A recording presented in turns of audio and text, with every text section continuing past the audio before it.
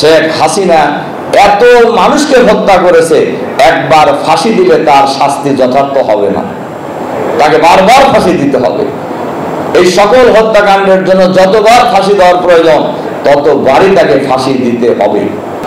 28 October ছিল 4 দলীয় জোট সরকারের ক্ষমতা হস্তান্তরের দিন।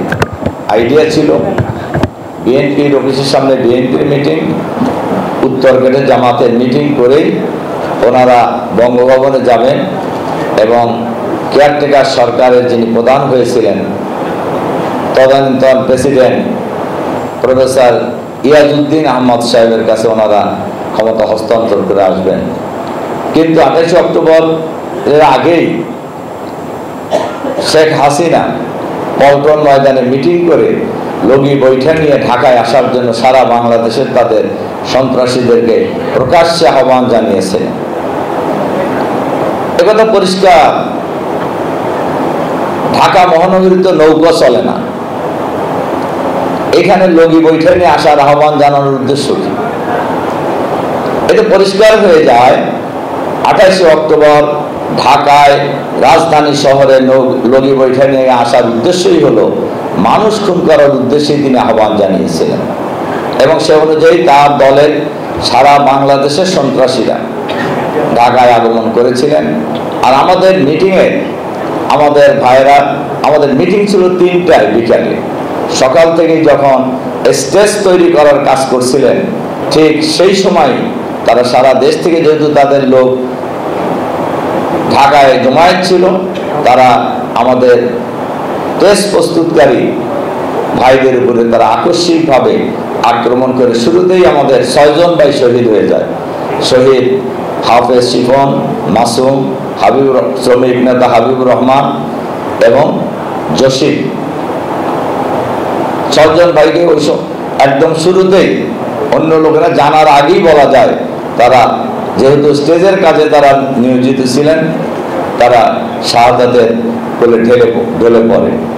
এরপরে তো অনেক ঘটনাই ঘটেছে আলহামদুলিল্লাহ। ওই দিনও আমাদের ভাইদের শহীদের লাশ এবং আহত লোকদের রাস্তায় পড়ে থাকার পরেও ওই সন্ত্রাসী বাহিনী কিন্তু 28 অক্টোবর পল্টন মোড় ক্রস করতে পারে নাই কোনো সময়। এবং বিকেলের মিটিং যারা খুবই আলোচিত ছিল ওই সময়, মোহর মোহর গুলি বোমা শাহাদাতের ঘটনার মধ্য দিয়ে আমাদের মিটিং যথাসময় 3টায় শুরু হয়েছিল এবং আমাদের মিটিং যথাসময় শেষ হয়েছিল। সেদিন আমরা দেখেছি আমাদের আমির, তখন উনি মন্ত্রী মৌলানা মতিউর রহমান নিজামী সাহেব যে ঠান্ডা মাথায় ঐতিহাসিক ভাষণ দিয়েছিলেন, এই ভাষণ বাংলাদেশ যতদিন থাকবে ততদিন বাংলাদেশের মানুষ তার এই বক্তব্য স্মরণে রাখবে আর কি। একজন মানুষ, একজন নেতা এত শাহাদাতের কফিন দেখার পরেও কিভাবে ঠান্ডা মাথায় তার প্রয়োজনীয় বক্তব্য শুরু করেছেন, শেষ করেছেন। ওনার বক্তব্যের সময় মোহর মোট চতুর্দিক থেকে গুলি চালানো হয়েছে। তাদের উদ্দেশ্য ছিল জামাতের শীর্ষ নেতৃবৃন্দকে হত্যা করা, কিন্তু জামাত শিবিরের কর্মী বাহিনী মানব প্রাচীর রচনা করে সেদিন নেতৃবৃন্দকে শুধু হেফাজতই করেননি, আল্লাহর মেহরবানিতে আমাদের সকল কার্যক্রম জনসভা সহ সুন্দর এবং সুষ্ঠুভাবেই আমরা সম্পন্ন করেছিলাম আলহামদুলিল্লাহ। সম্মানিত সুধী মণ্ডলী, শহীদ পরিবারের সদস্যবৃন্দ, আল্লাহর দ্বীনের জন্য যারা জীবন দেয় আল্লাহ তাআলা তাদেরকে মৃত্যু বলতে নিষেধ করেছেন। এটা আপনারা গানেও শুনেছেন, ওয়ালা ইয়াহসাবান্নাল্লাযীনা কুতিলু ফী সাবিলিল্লাহি আমওয়াত বাল আহইয়াউ ইনদা রাব্বিহিম ইরযাকুন। যারা আল্লাহর দ্বীনকে বিজয়ী করার জন্য জীবন দেয় তোমরা তাদেরকে মৃত্যু বলো না, বরং তারা জীবিত এবং তারা তাদের পরওয়ারদিগারের পক্ষ থেকে রিজিক পেতে থাকে। সুবহানাল্লাহ। পৃথিবীর আর কোনো মানুষের জন্যই এই ঘোষণা আল্লাহর পক্ষ থেকে দেওয়া হয়নি। আর রাসূল সাল্লাল্লাহু আলাইহি সাল্লামের হাদিসে শহীদদের ব্যাপারে বলা হয়েছে, একজন শহীদ কিয়ামতের দিন তার পিতামাতা সহ নিকটাত্মীয় 70 জনকে, যাদের ব্যাপারে জাহান্নামের ফয়সালা হয়ে গেছে, একজন শহীদ এরকম একজন 70 জন ব্যক্তির জন্য আল্লাহর দরবারে সুপারিশ করবেন। আল্লাহ তাআলা এই শহীদের সুপারিশ কবুল করবেন এবং তাদেরকে জান্নাতে প্রবেশ করানো হবে। সুবহানাল্লাহ। এটা পৃথিবীর আর কোনো রাষ্ট্রপতি বা প্রধানমন্ত্রী বা কোটিপতির কাছে জন্য এই ঘোষণা দেওয়া হয় নাই। সম্মানিত সুধী মণ্ডলী, একমাত্র জান্নাতে যাওয়ার পর শহীদরাই চাইবে আবার দুনিয়ায় আসতে এবং আবার শহীদ হবে, আবার জীবিত হবে, আবার শহীদ হবে। 3 বার বলেছেন রাসূল সাল্লাল্লাহু আলাইহি সাল্লাম। এই জন্য আজকে আপনাদের কাছে যে অনুরোধ রাখতে চাই, শাহাদাতের রক্ত কোনো দিন বৃথা যায় না।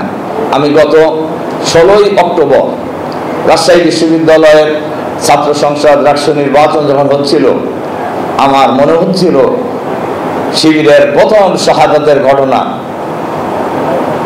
11ই মার্চ 1982 সালে, যেদিন শিবিরের কর্মীদের এক মাথার নিচে একটি ইট দিয়ে আরেকটি ইট দিয়ে তার মাথাকে থেতলে দিয়ে হত্যা করা হয়েছিল সাব্বির, হামিদ, আইয়ুব, জব্বারকে।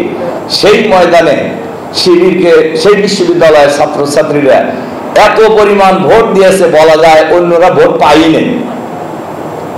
ওখানকার নিকটতম প্রতিদ্বন্দ্বী ছিল ছাত্র দল, তারা ভোট পেয়েছিল 3000 সামথিং, আর ছাত্র শিবিরের বিজয়ী প্রার্থী ভোট পেয়েছেন 12,500। আমি মনে করি এটাও শাহাদাতের রক্তের এক বিনিময়।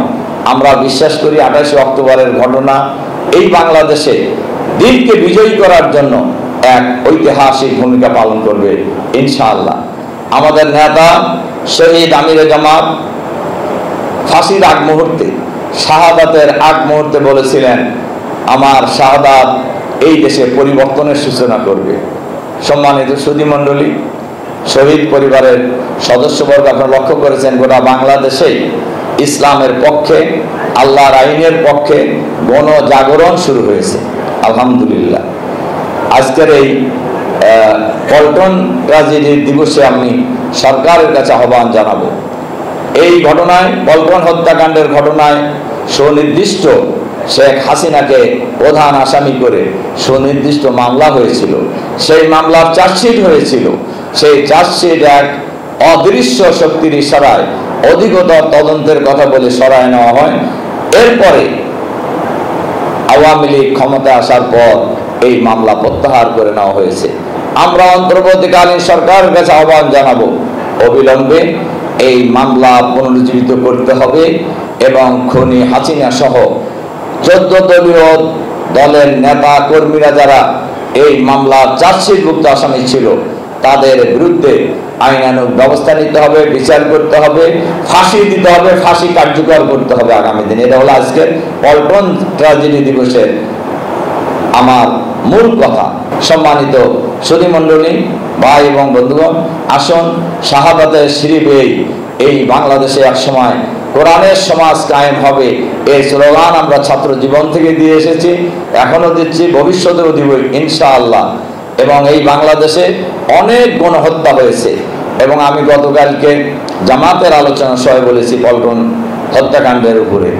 এটা সরকারের দায়িত্ব। আমরা আশা করব সরকার এ ব্যাপারে যথাযথ পদক্ষেপ নেবেন।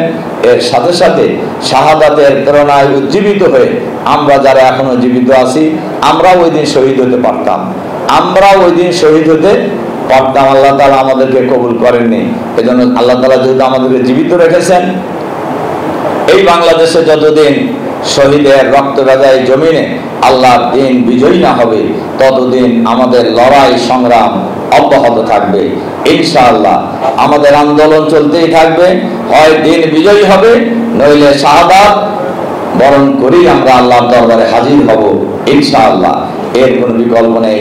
এটাই হোক আজকের এই পল্টন ট্র্যাজেডি দিবসের ভূমিকা। আল্লাহ হাফেজ। বাংলাদেশ জিন্দাবাদ। আসসালামু আলাইকুম ওয়া রাহমাতুল্লাহি ওয়া বারাকাতুহু।